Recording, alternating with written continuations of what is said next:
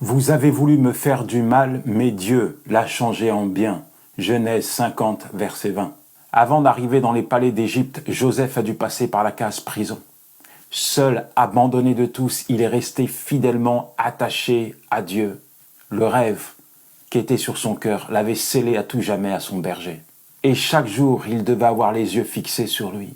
En réalité, sa communion avec Dieu le maintenait debout, le maintenait en vie.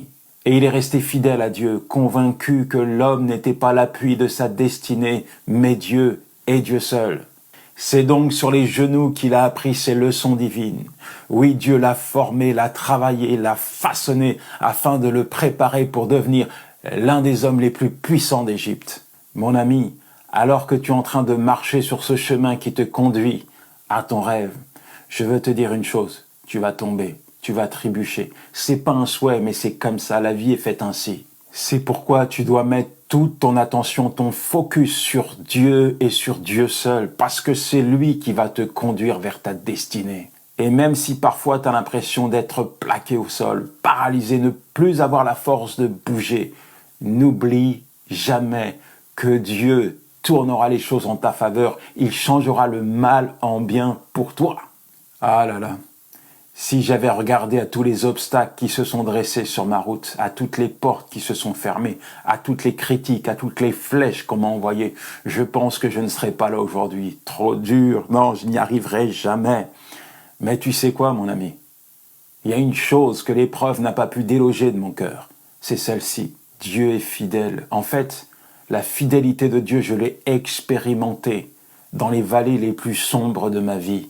Et c'est là, dans ces endroits sombres, dans ces moments d'isolement, que j'ai décidé de placer ma foi en lui, de lui faire confiance. Et je peux te dire qu'il ne m'a jamais, mais alors jamais déçu.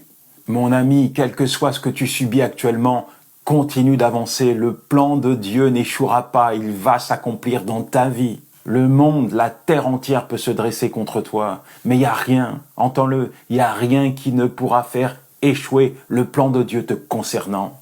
Joseph a été frappé, rejeté, vendu par ses frères.